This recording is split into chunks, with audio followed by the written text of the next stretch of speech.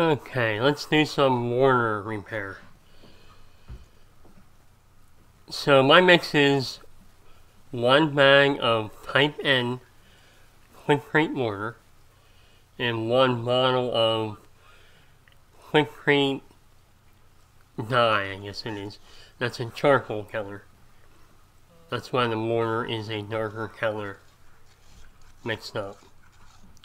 Now I like to err on the side of a softer mortar than too hard of a mortar, so that's why I use type N to make repairs. Here I'm using a trowel.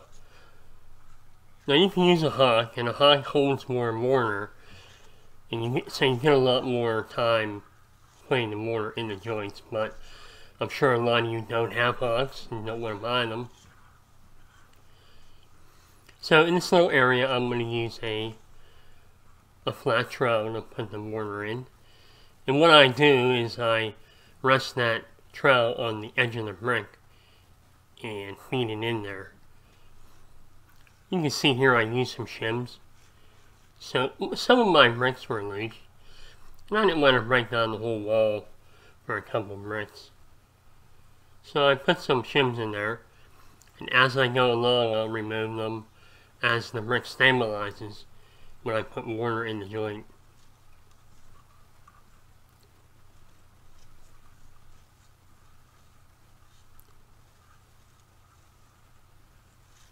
So I'll do all the flat joints first, then the head joints I'll do them second. And what I do is I line the mortar up into the joint. Now this mix is on the drier side, and that allows us to do that. I always use a dry mix. I never spray any water on the bricks. The goal is to keep the mortar off the brick, and a dry mix helps you do that. Because once you get the mortar on the brick, you're kind of beat. It doesn't come off. So I never spray the brick with any kind of additional water. Use a very dry mixed mortar and do my best to keep it off the brick. Here I'm using the 3/8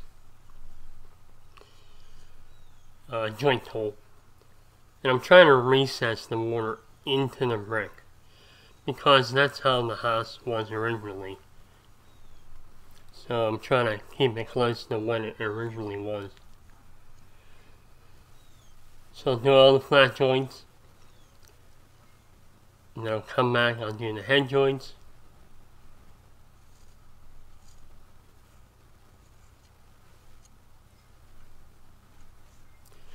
And I did this repair in the fall.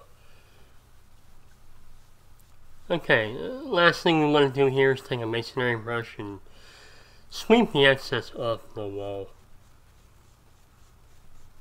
This kind of shows you where you're at and what it's going to look like. See if you made a mess of things. Now I'll come back with the striker and make sure everything's sealed up and smooth.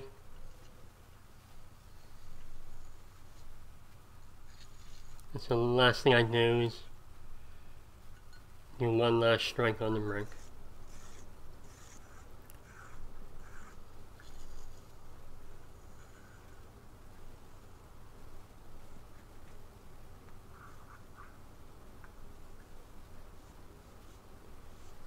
So we're going to take a look at the finished, what it looks like finished up. And then I'll just do some additional pointing later on in the video. This is what it looks like all done. It turned out pretty good.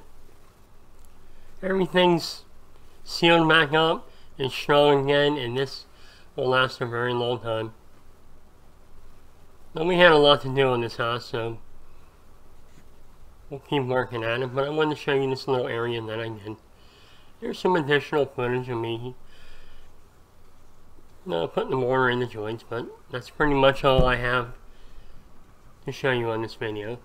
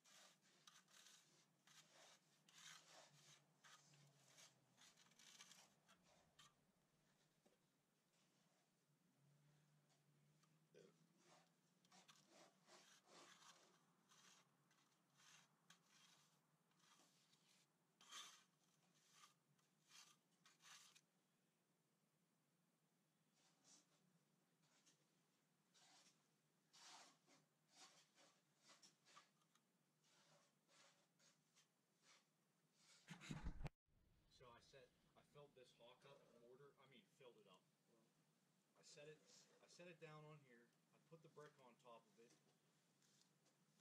Hold it there while I'm doing my thing. I laid the mortar on the wall so I could lay my brick because I was rebuilding this. I took the brick off the thing